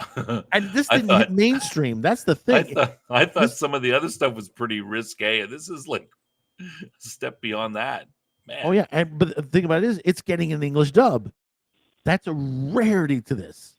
Hmm. I mean, interspecies reviewers that an anime about fantasy swordsmen who basically trying to figure out which is the best whorehouse to go to. And they decide to become reviewers and post it on the walls. For other guys to see where they can go. And I'm talking about. And the reason why it's interspecies is that basically all the whorehouses are basically different types of creatures. I mean, there's like a whole whorehouse where the girls are cowgirls with udders. Figure that one. All right, that's not in my wheelhouse at all. I'm all for No, reviews it's of, you we would need a think. good review of everything. Nobody wants to go anywhere with it unless Well, they no, know it's just that they're, that's but it's the kind of that's pretty joke. bizarre. It's the kind of joke where you're like, I just can't go here. They're like saying I can't, that to that point. But that's the joke of the whole thing, and that's always the misconception with a lot of these things because they, people was like, oh, they're oversexing the situation. This is hentai, that no, they're making a joke. It's comedic. This ain't, like for example, this particular one, the Nutashi. How far is that off of Trey Matt Parker's Orgasmo? If you haven't seen Orgasmo, I mean, if you What? I never that heard was of his. that. You never seen Orgasmo? Oh God, Orgasmo is hysterical. So the guy's from South Park, and it's about a porn superhero, and it is just literally it's hysterical onto there. And I mean, Ron Jeremy's in it, and a lot of other porn stars are in it. And this is Matt and Trey Parker, so it's kind of that South Park type of humor to the point. And then you see something like Nutashi. Yeah, but even that would be way less mainstream than this would be in Japan, right? Like, no, this is mainstream in Japan, but yeah, it's this is not mainstream in mainstream in the Japan, West. but Orgasmo isn't anywhere near mainstream in Oh, it's shown overseas. It has no, it I has mean it in there. America. Like I'm trying to, Orgasmo, sure it has. It's been on HBO and Oh, all the all other right. sites. I've Hasn't been never on heard in of a it. bit. Is it been on Skinamax? Is that where? Is Yes, that where it was? yeah, oh yeah, no, well, first time around when it first came out of the theaters, yeah, it did go to Skinamax, but you could see it out there. Where is it now? Let me check up on it. Hold on one second here. Let me see if it's showing. So, Cam, you want to watch that for next movie night? Is there any science fiction in it, or is it? Not sure that's a good idea. Well, YouTube has it, but you have to pay for it. Apple TV, Amazon Prime, you'll have to pay for it on there. But yeah, like literally, it is just, and the whole premise is that the main character is a Mormon who becomes a porn superhero. Okay. So I mean, in a way, this is how they got that Mormon Broadway show. Yeah. Yeah, that's where some of it comes from this particular one. But this is not from the adult type anime point of view. I mean, there are others that are just like, excuse me. For example, redo the I'm sure Healer. this is tame compared to the other stuff they have there. But, redo the Healer is holy crap. I just bought it recently. I mean, it is a good concept, but from it's a Skinamax, like Jeff said before, it's a Skinamax type. Redo the Healer is about obviously he's a healer, he has these powers, and basically he was chosen by the heroes to help defeat this demon, but he was abused, tortured, sexually abused through the entire, his span of his being with these heroes. But at the end, because that's what you see at the beginning of the series, you're at the end of the series to start with, and he travels back in time and redoes everything over again. But this time, with the knowledge of what has happened, and he goes to get revenge on the people that that tortured him, and the torture is way over the top. But the funny part about this part, who was this popular with? Mostly women. Believe it or not. Mostly women got into this. And same thing with a bunch of others. But, hey, listen, this is anime. There are other stuff that's on there. History, was it High School DxD? A couple others that are out there that are, really, really popular. And they continue to populate onto the series, onto the network. Right now, Gushing Magical Girls is getting a second season, which that is a series that makes levity of like Sailor Moon. If you're familiar with Sailor Moon, PB goes, those aren't furry people. Isn't their gateway into furries? To each his own, not for me. Yeah, no, it's not for everybody. No, most of these series are not for everybody. But getting to Gushing Magical Girls, you have Sailor Moon, and basically, this series is sort of making to the point where you have a girl who loves like a Sailor Moon type character. She's a major fangirl, but now she has the ability to get the powers of the magical girls, but becomes the villain. And basically she goes after the people that she loves, that she's fixated, that she's a fan of. But what she does is sort of kind of like S&M spanking, to the point, stuff that Robot Chicken used to make, fun of with Sailor Moon, to that point. How to set the it's three of not us a bad up comment. really quickly. It's not a bad comment, or not a bad idea up to the whole, hey, yeah, a fan of something that becomes, I mean, it's somewhat been done a little bit, but yeah, I mean, The Incredibles is basically, that. Well, no, it's not that. No, but this is a more detailed and more interesting. But yeah, this is not. She's become the villain, but she's not really a villain. She's still a super fan. Like all the other, like The Incredibles and stuff like that. Yeah, I was the main character. He becomes a villain. He becomes the villain. She's the villain, but she won't go over the top. There's like one scene where she has one of the magical girls, and she's literally has her subdued completely to the point where she's like licking her boots.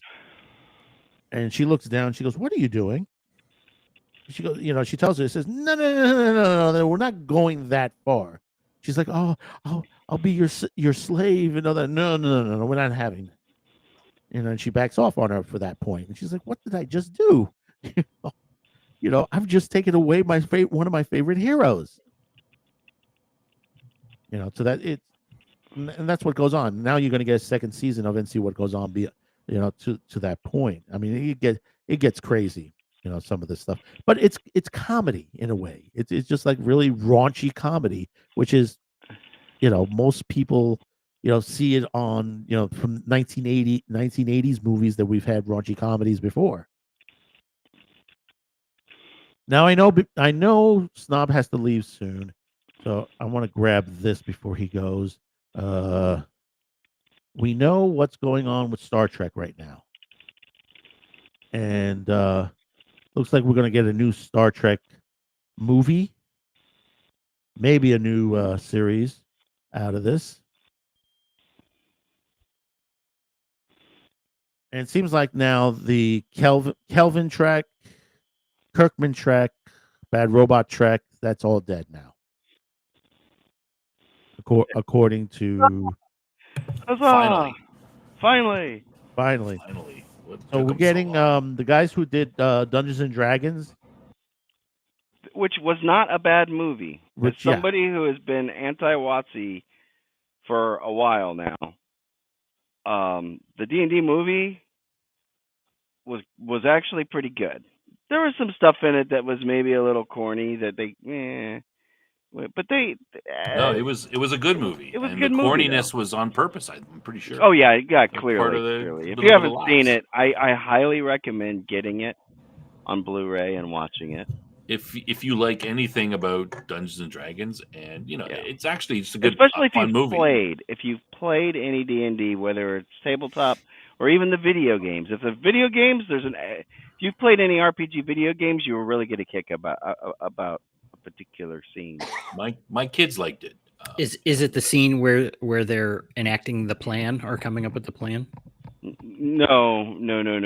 I'm talking about the scene with a particular character who walks straight up and Oh. NPC. Yeah. So basically, what we have here is, I'm gonna say. I guess we're getting a redo, a restart to something new, because Yeah. supposedly they said they're not going to for this Star Trek movie. They're not going to go back, and they're not going to go with the original series. They're not going to go with Kirkman, or all everything that we've gone through in the last decade or so.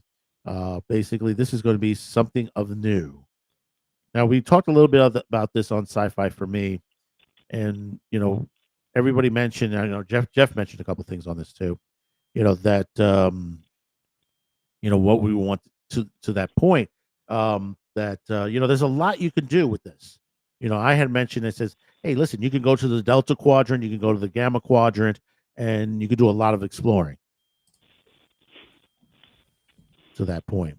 And then there's talk of the after Enterprise, going further from Enterprise on to the beginning of the Federation, also that can be done to that point. Has anybody ever been to the Beta Quadrant? Maybe they should go there. Yeah, the Beta Quadrant is actually part of, well, in most things, like the Klingons are partially in the Beta Quadrant, I believe. Well, who makes the actual designations for quadrants too? It's the term alpha, beta, delta, gamma quadrant, and so on and so forth. That's very Federation centric, right? That's assuming that we're in the alpha quadrant, right? So at 00 whatever. Yeah, I'm just saying by the map that has been put. It's changed depending on who you talk to, but generally speaking, the Federation is mostly on the Alpha Quadrant, but the Romulans, I think, the Klingons, and I think part of the Romulans are also, like right on the, over the border and in the Beta Quadrant. So what about the Vulcans? Dirty well, betas. the Vulcans, I think, would be, that's kind of in the Federation territory, so that would be Alpha Quadrant, I believe. Yeah, I'm sure some of the Star Trek RPGs have had some great maps for them. I have never had the opportunity to play one of them. Have you, Cam? Role playing game? Yeah. Well, I have some of the role playing game stuff from a while back that was published by, I think it was Last Unicorn. This was late 90s maybe. Mm-hmm. But I most of my stuff was more Star Trek role playing, was more homebrew. Well, getting back onto this story, I think my personal view is that they need to really focus on the storyline. I think they've lost a lot of people from Star Trek. Like, I know they've lost me, and I think that every time they're like, oh no, this will be better, and then they bring us something and it's not better, it's worse, or it's not good. I thought Strange New Worlds might revive. Right? I'm like, okay, well, this kind of looks more like real Star Trek, and then they just went off with, musical dance numbers and all kinds of Spock's romance of the week and all this crap. Yeah, as Jason has said, they need to throw the damn playbook from Joss Whedon in the trash and come up with something new. Well, I think Skydance is doing that. My point is that it needs to be good.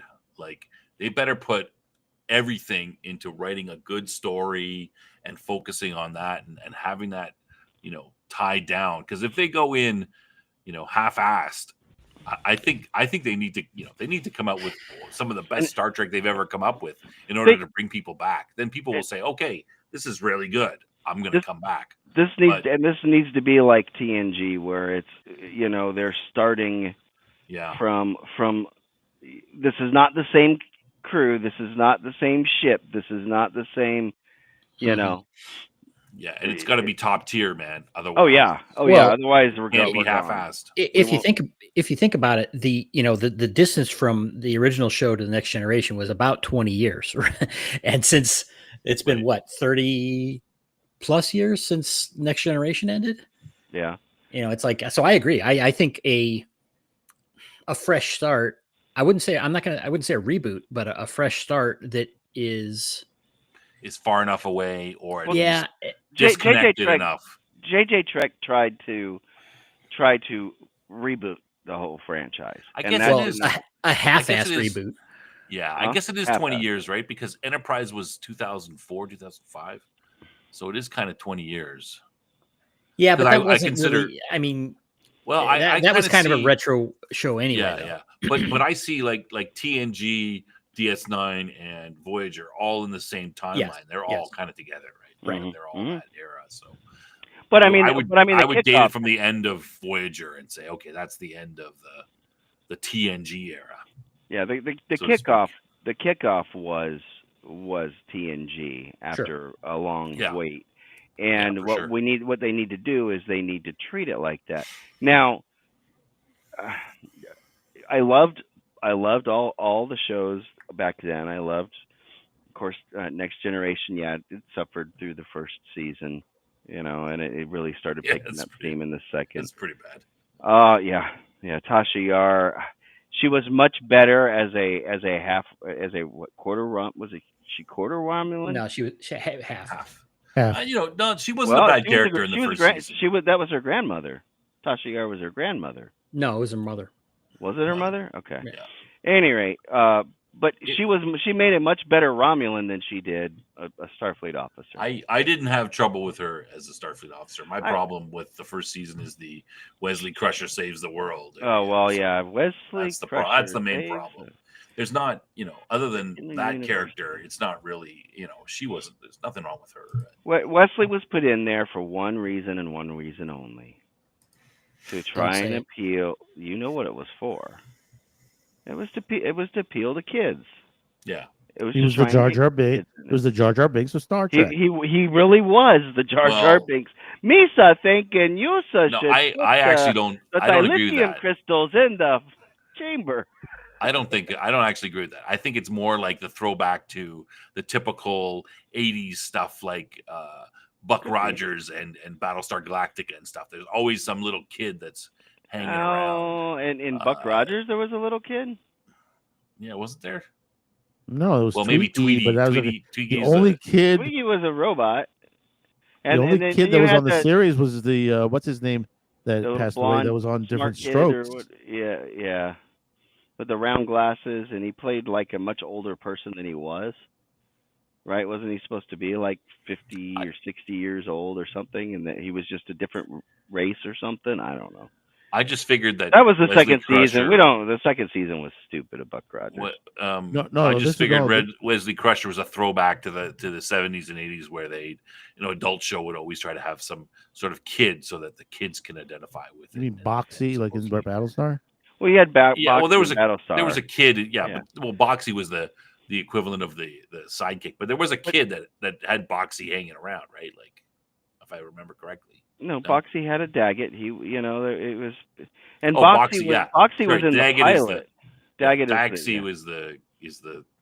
Well, I don't remember. Daggett is that universe's word for dog. It was basically, and the dog got killed on the planet in the movie. So Boxy was in the movie. That was that. So it was kind of a thing in the 70s and 80s to have a kid in your. Yeah, but I mean, but they didn't, they didn't really have the kids in the original series in the 60s. I know. That's why. And we still loved Wesley it. Crusher is like, why is this? I'm like looking back. He stuck out. He stuck out like a sore thumb, or that wild hair that growing out your face, and and that's why they got rid of him eventually. They didn't need him, some of the storylines of him at the academy and stuff. I mean, there was a few of them.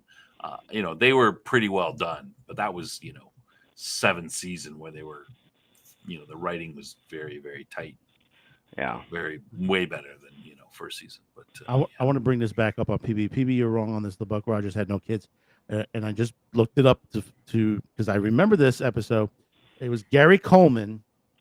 He played a 493-year-old child genius called Hernanius Fox, and he was president of a planet, but he was from Earth originally. Well, PB is right in this case for what I'm talking about, because I'm talking about TV shows that would have the classic. They'd have a kid in there that would try to. But he was not kids. He was not a regular. Boxy character. was a kid, yeah. So Boxy's the kid. Boxy was a regular kid, but Mm-hmm. there was no getting regular old. kids. Old memories fails on me. I remember eating Broncos pizza 50 and years watching ago, Battlestar Galactica on broadcast television. Yep. Those were the days, man. I still miss Broncos pizza. Best pizza in the world. Oh, Changed my who's mind. that? We had some great pizza here in New York. Wherever you can go. Your pizza's all right. If you have floppy pizza up there.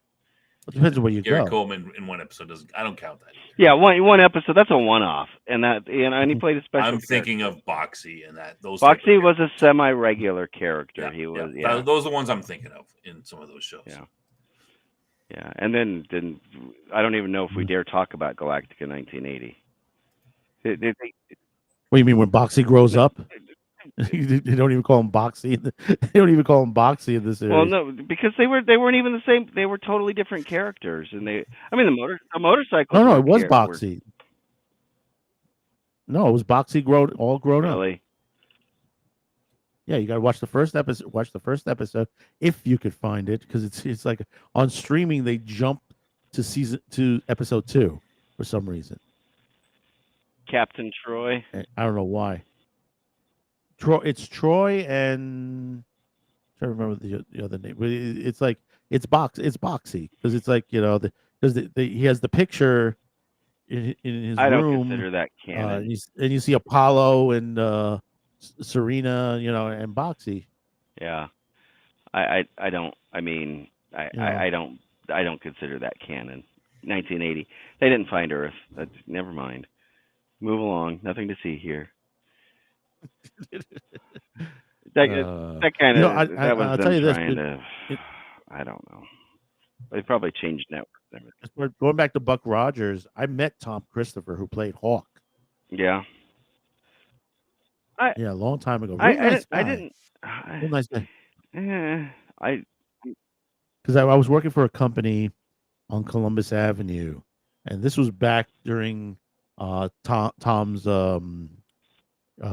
soap opera days, where he was on Days of Our Lives and was it Days of Our Lives? All My Children, and he was spinning between All My Children and I think Days of Our Lives, and he was playing Carlo Hesser, which was like the big villain at the time. He played 2 roles. He played Carlo Hesser, and they had killed him off, and then they brought this other guy in, which was played by Tom Christopher again, who looked like Carlo Hesser, and they tried to push him as Carlo Hesser. Yeah. But Tom has done a lot in his career. I mean, he was in a lot of those low budget fantasy films. Onto there. But he was a really nice guy. He gave me a shitload of autographs. And I have them somewhere in my pile somewhere in one of an envelope is just all the pictures he gave me. Wait. What is this crap? Oh, what is what happened? Reporting? Snyderverse is back on the menu. Saudi's going to buy Warner Brothers DC. It's a rumor. Geeks and Gamers have been putting that as a rumor today. It's not official. Are they going to split it up? Off of I mean, or does Skydance own it right now? Warner Brothers? Nobody owns Warner Brothers other than Warner Brothers itself. Warner Brothers. I'm thinking DC. Yeah, no. Yeah. It's Warner Brothers. It's still on the table. I think what's today's date? In about 3 days, I think we're going to hear from them again. Warner, because I think Skydance, I think, has something on the table. I tell you who I think really should buy it. I really do, because they got screwed over on the Fox thing. I really think Comcast should be able to get Warner Brothers. That is going to fall on scrutiny by the federals. Why? They own television. Okay. They're NBC Universal. Uh-huh. And Warner Brothers has a slew of channels.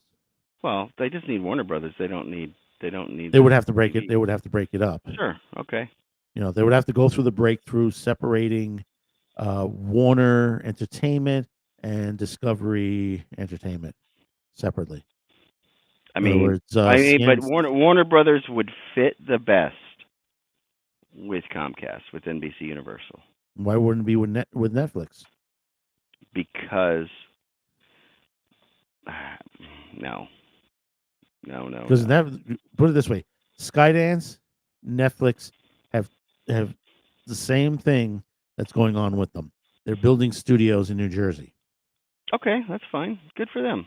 I think it makes sense that they would build studios in New Jersey, and and Georgia, and wherever else, besides California, because California doesn't deserve to have. Exactly, but these are big studios. It's not a little studio they're building. It's not like the Hollywood East. I get it. I mean, Yeah. that's cool. I don't have a problem. It's all. I think you and I discussed this before. It's almost like a return back to your roots. I mean, they're almost in New York. It's close, right? So you said they're just across the Hudson. Cross a bridge, and that's and the thing is, there's studios on this end that are being built. So but the reason is because of the properties that Warner Brothers has would be very beneficial to Universal.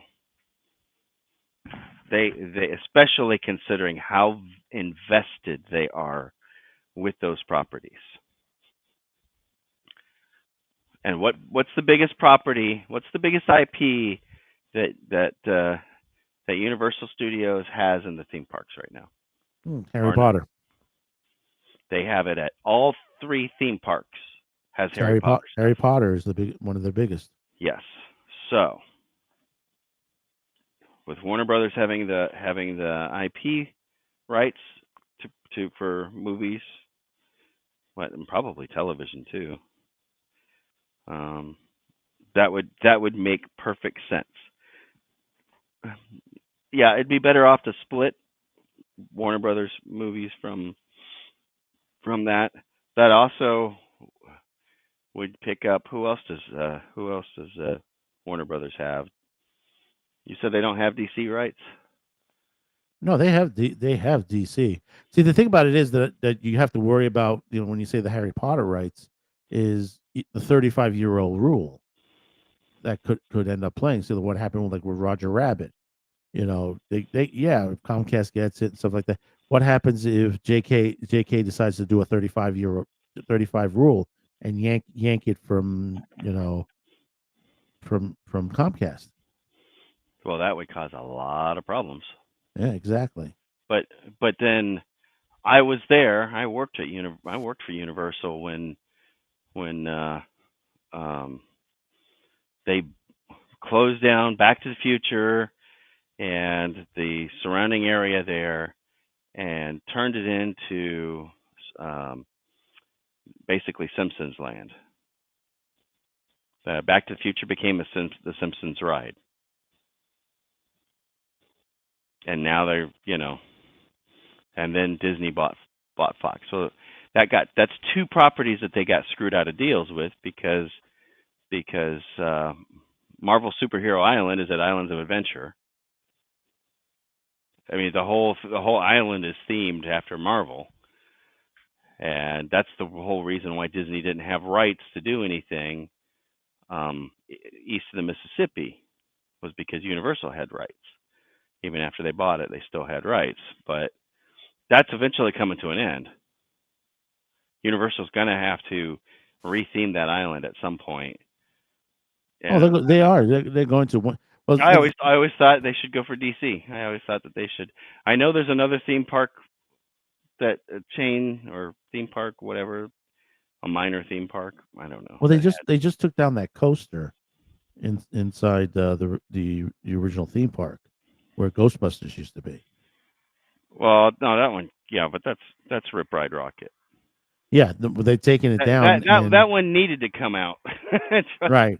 But I could tell you stories because I'm the guy who had to install the software on their on the laptops for the engineers for them to send the cameras up the structure.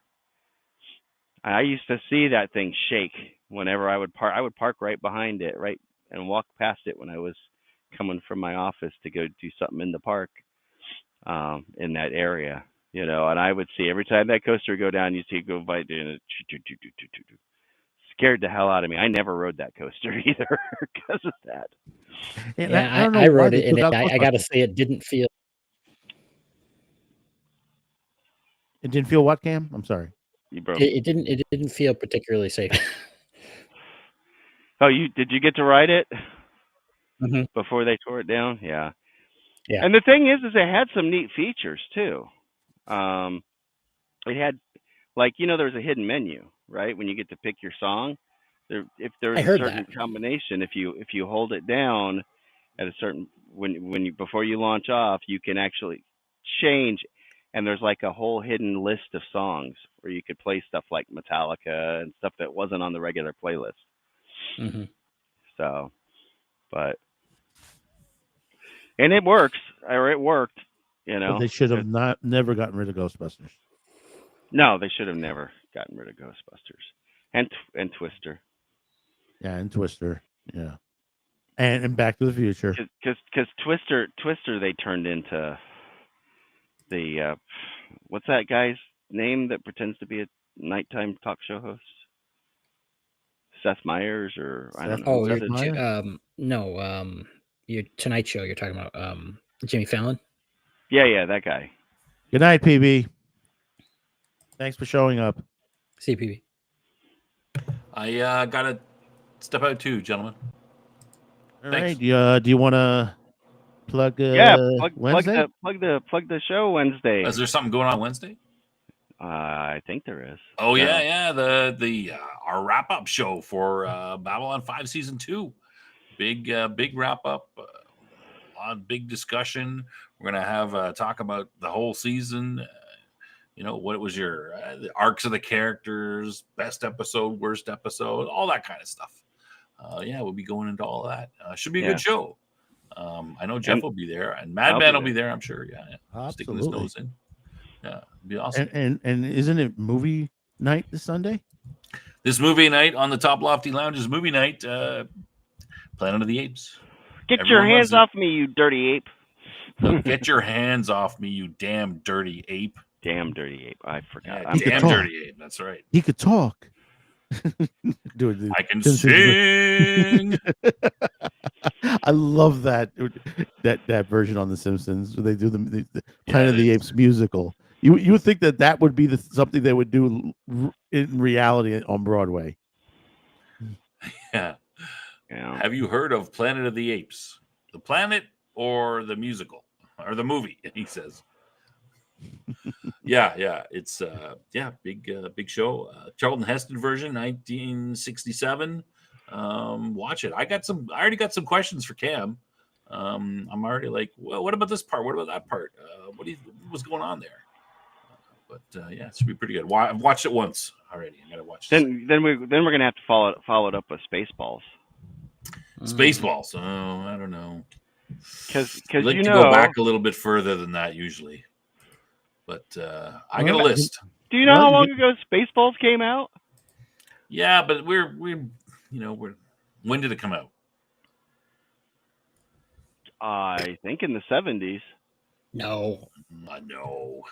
It would have been. Come on. maybe late 80s. 1980? No, it was not late I think it 80s. was late Okay, 80s. let's I put think it down was a bet. late I'm gonna 80s. say 87. I'm I'm gonna gonna say say 81. No, late 80s. I think Cam's Rick Moranis was in it. 87.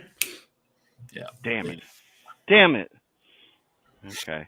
Try to go a little later than that if we can, usually, but yeah. No, you want a movie night? I'll give you a movie night. You do a Trey Parker movie night. You do Orgasmo and basketball. Oh, no. It's science fiction. Come on. It Well, is science okay, fiction. hold on. Orgasmo. Wait a minute. Yeah, this might Well, qualify. Maybe it might. All right, gentlemen. Good night. We'll see you on Wednesday. Good night. Right, Thank see you you for coming. Wednesday. Thanks for having me. Later. Yeah. All right. Actually, I got to get running as well. Madman, I appreciate the invite, and I'm glad I could make it finally. Thank you. Yay! Well, no, appreciate it. Yay! Wait, hang on. Let's do this right. You got the sound effects? Oops, wrong one. Yeah. No, I'll take it. That's not that's the startup sound though. That's not the shutdown sound. That's right. Ooh, what happened to it? That's scary that I know that.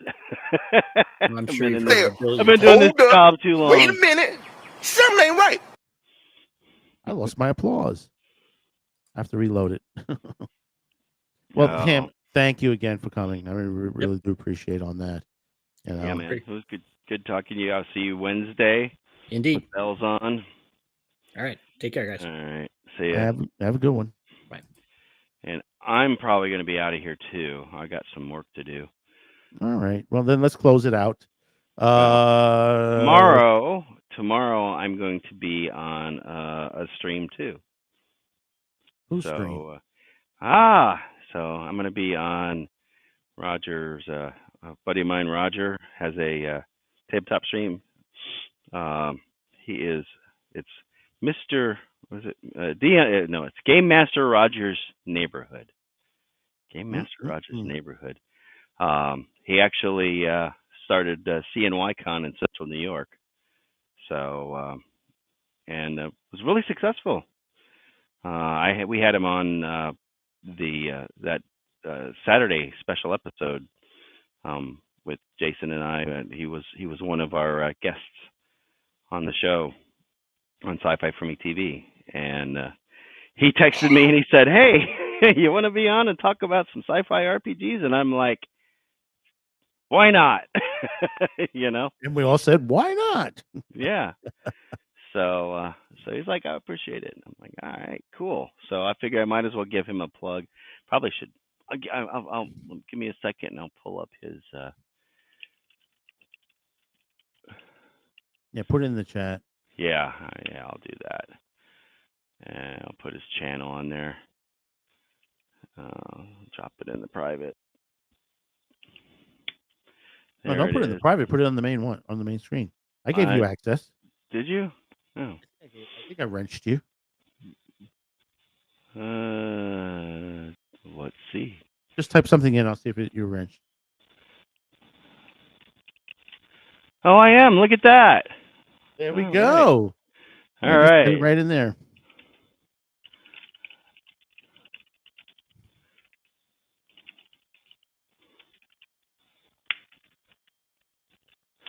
And that's gonna be at 6:00. So. And do me a favor, put the Snob's channel in there too. Might as well get that. I've got that handy. Meanwhile, while you're doing that, okay, ladies and gentlemen, before we go here, be sure to check out our merch shop. We got T-shirts, mugs. Remember, Christmas is just starting. Yes, that's right. For this week, I think this is the last days on there. You get 10% off using promo code VPN10 at shopq2cast.com. That's shopq2cast.com. We got some great shirts, anti-censorship shirts on there, mugs, for those of you who just want to say, hey, leave my internet alone. Amen. Also in the description below, if you want to throw in a cup of coffee, a pizza pie, or something like that, we do have a link to our PayPal where you can donate, what you want, a couple bucks here and there, no obligation to that point. But it does help the channel, would help build a bigger and better. Listen, this big fortress we have on top of this mountain, it's got to pay the rent somehow. But no, seriously, no obligation if you're on there. But also, most importantly, don't forget to share this video, hit the like, be sure to comment, and if you like the show and everything like that, let me know your thoughts about it, and subscribe onto there. This week and next week, it's going to be a bit light on there. We do have a couple of videos on there. Some of it is shorts because we're going into the next week's the holiday week. I know tomorrow we got the what is it the main video next tomorrow. Let me just pull this up 1 second. It is the because we had gotten the adult film icon Janine Fine passed away at age 61. Look back at her career in the adult industry. We're going to be talking about that. A couple of things we did on the Man Cafe and on a Taco Thursday. This week we're doing one more Taco Thursday, and then we're going to be off for about a week or two for the holiday on there. So we'll be back quick on there because we'll be back in December for our Taco Thursday on there. So just in case if you haven't come back yet to us, have yourself a good Thanksgiving and all that, just in case if you guys are going away to that point. And like I said, be sure to catch everybody else on here. Everything is listed right in the comments lines and chats and everything. We will be here next week on Man Cafe. What we're going to talk about, I don't know. Jeff, what do you think? My bingo card is blank. We still have a month and a half left of the year, so who knows what's going to happen between now and next week. Especially like what was it? And that's something we didn't talk about today. Was that they wanted to the USDA wanted to have everyone reapply for SNAP, and Cool. it's like, yeah, we do that every 6 months. Yeah. people don't realize the people are freaking out. The media making it so big, and it's like, yeah, every 6 months we reapply. Yeah. It's you have to you keep sending them the same paperwork every 6 months, which is ridiculous.